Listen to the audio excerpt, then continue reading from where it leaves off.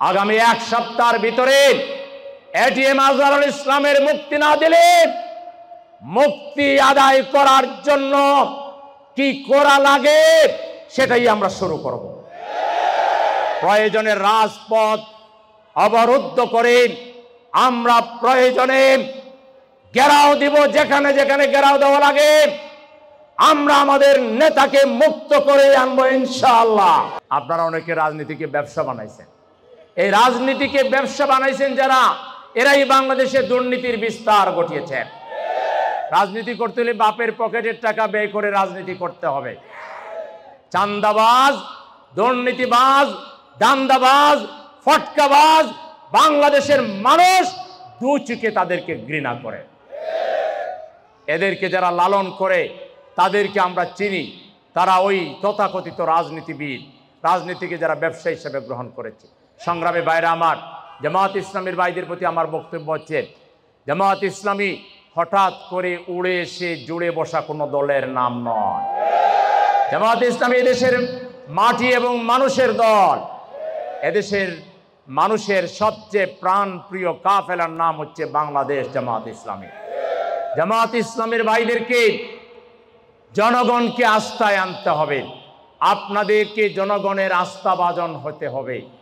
জামায়াত ইসলামীর এখন কাজ কি আমাকে যদি প্রশ্ন করেন, জামায়াত ইসলামীর এক নম্বর কাজ কি, আমি বলবো জনগণের সাথে সংযোগ স্থাপন করা। জামায়াত ইসলামীর এক নম্বর কাজ কি, যেখানে যাকে পাওয়া যাবে সালাম দেওয়া, বুকে জড়িয়ে ধরা, কপালে চুমু দেওয়া। যদি রাস্তার ধুলিমাখা ধুলিমলিন একটা মানুষ পাওয়া যায় তাকে ধরে উঠাবেন, পারলে তার গায়ে একটা ভালো কাপড় দিয়ে দিবেন, তার কপালে একটা চুমু এঁকে তার কাছে দোয়া চাইবেন। তোমার এই যে ধুলিমাখা জীবন এটি থাকবে না, জামায়াত ইসলামী ক্ষমতায় আসলে তোমাদের জন্য এমন ব্যবস্থা করবে ধুলোমলিন কোনো মানুষ বাংলাদেশে থাকবে না। জামায়াত ইসলামের কাজ যদি এখন বলেন, আমি বলবো আপনারা এদেশের সম্মানিত আলেমদের কাছে যান, ওলামায়ে কেরামের কাছে যান, মসজিদের ইমামের কাছে যান, মুয়াজ্জিনের কাছে যান, খতিবের কাছে যান, মসজিদ কমিটির সভাপতির কাছে যান, সেক্রেটারির কাছে যান, কমিটির মেম্বারদের কাছে যান, বাজার কমিটির সদস্যদের কাছে যান, বাড়ি মালিক সমিতির সদস্যদের কাছে যান। আপনারা শ্রমিকের কাছে যান, যুবকের কাছে যান, ছাত্রদের কাছে যান, শ্রমিক ভাইয়ের কাছে যান, রিক্সার ড্রাইভার ভাইয়ের কাছে যান। আপনারা গিয়ে তাদেরকে একটু কথা বলেন, তাদেরকে একটু সালাম দেন, তাদেরকে আপনাদের পরিচয় তুলে ধরেন, তাদেরকে একটু আশাবাদী করেন। তাদেরকে বিগত 53 বছরে বাংলাদেশে জামায়াত ইসলামী যে জনকল্যাণমূলক কাজ করেছে, শিক্ষা প্রতিষ্ঠান করেছে, হাসপাতাল করেছে, মেডিকেল কলেজ করেছে, জামায়াত ইসলামী বাংলাদেশকে গড়ে তোলার জন্য বেসরকারিভাবে যে অবদান রেখেছে সেই অবদানের কথা তাদেরকে শোনান। আগামী দিনে জামায়াত ইসলামী কি করতে চায় এটাও তাদেরকে জানান এবং তাদের কাছে কোরআন তুলে ধরেন, হাদিস তুলে ধরেন, ইসলামী সাহিত্য তুলে ধরেন। তাদের জীবনের সুখ দুঃখের সাথে আপনারা অংশীদার হন। কোনো মানুষ তার মেয়ের বিয়ে দিতে পারছে না, আপনারা দায়িত্ব নেন। কোনো বিধবা বোন তার কেউ দেখার নেই, আপনারা তার দায়িত্ব গ্রহণ করুন। কোনো শ্রমিক ভাই তার উপার্জিত শ্রমের পয়সা দিয়ে সংসার চালাতে পারছে না, তার জন্য কি করা যায় আপনারা তালিকা করেন, তার জন্য ব্যবস্থা গ্রহণ করেন। কোনো মানুষ অ্যাক্সিডেন্ট করে তার সব কিছু সর্বস্ব হারিয়েও তার চিকিৎসার খরচ বহন করতে পারছে না, হাসপাতালে যান, এমডিকে বলেন, চেয়ারম্যানকে বলেন, ডাক্তার সাহেবের পায়ে ধরেন, ওই ভাইটির চিকিৎসার খরচ বিল কমানোর জন্য আপনারা একটু দায়িত্ব পালন করেন। আপনারা বসে থাকবেন না। আপনারা বসে থাকলে ওই ষড়যন্ত্রকারীরা জাতিকে দ্বিধা বিভক্ত করে ফেলবে, জাতিকে বিভ্রান্ত করে ফেলবে। তারা আবারও এদেশে ফ্যাসিবাদ কায়েমের জন্য চক্রান্ত শুরু করে দিয়েছে। এটাকে যদি রুখে দিতে হয় জনগণের ঐক্য আমাদেরকে কায়েম করতে হবে। সেজন্য জামায়াত ইসলামীর ভাইরা, আপনারা অতীতে যা কাজ করেছেন, অতীতে কাজ করতে গিয়েও আপনারা থমকে দাঁড়িয়েছেন। ফ্যাসিবাদী শক্তি আপনাদের পথ চলাকে রুদ্ধ করেছিল, আপনাদেরকে কাজ করতে দেয় নাই।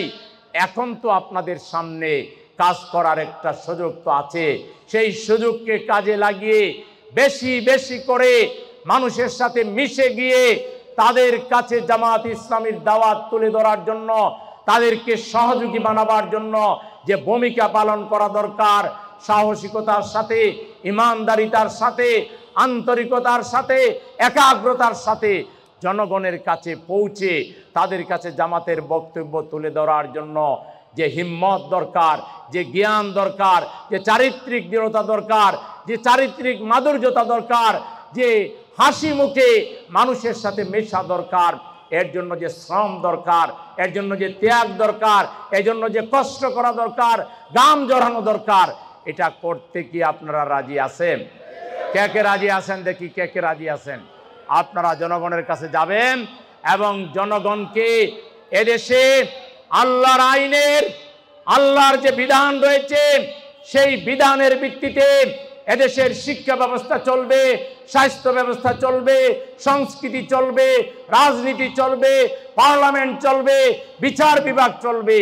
আজকে যদি আল্লাহর আইনে বিচার বিভাগ চলতো, এটিএম আজহারুল ইসলাম কি এখনো জেলে থাকতো?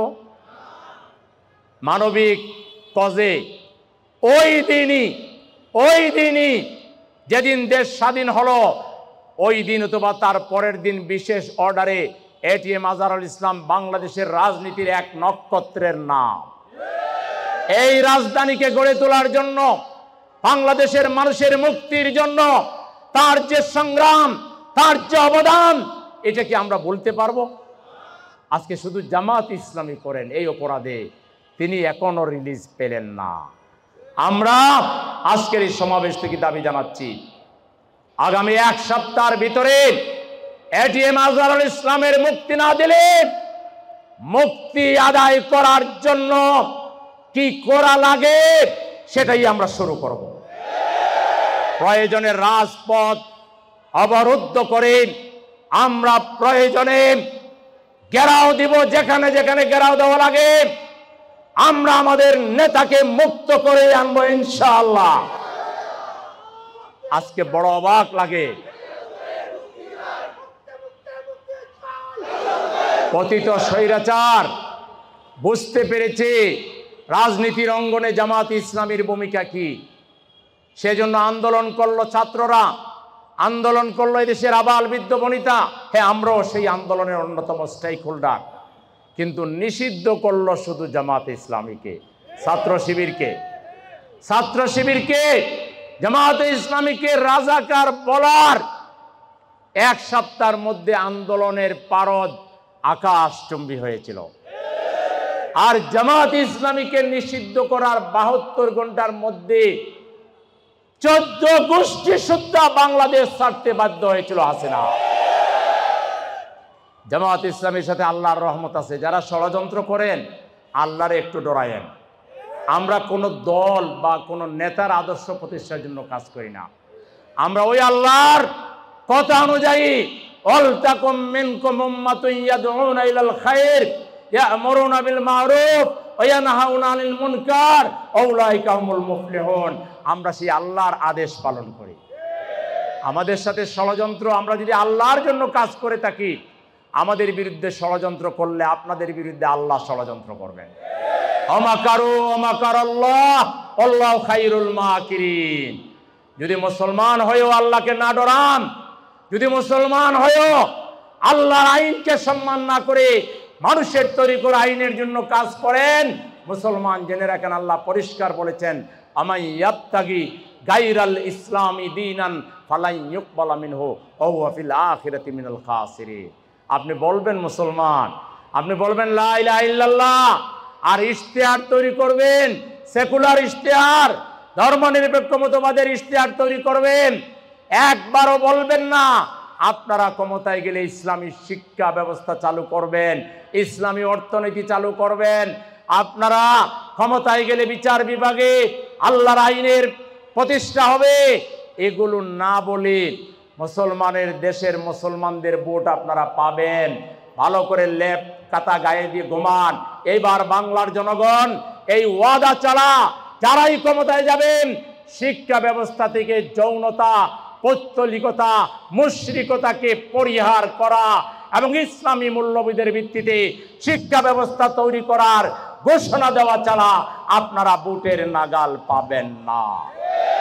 সুদমুক্ত অর্থনীতি প্রতিষ্ঠা করে জনগণের মাঝে ব্যাপক ভিত্তিক মানুষ যাতে তার মেয়ের বিয়ের সময়, বছরের শুরুতে ছাত্র ভর্তি করানোর সময়, কিংবা বড় কোনো অসুখ বিসুখ হলে কিংবা দুর্ঘটনার শিকার হলে তার যখন একটু অর্থকড়ি লাগে, ঋণ লাগে, এই ঋণ বিনা সুদে জনগণকে দিতে হবে।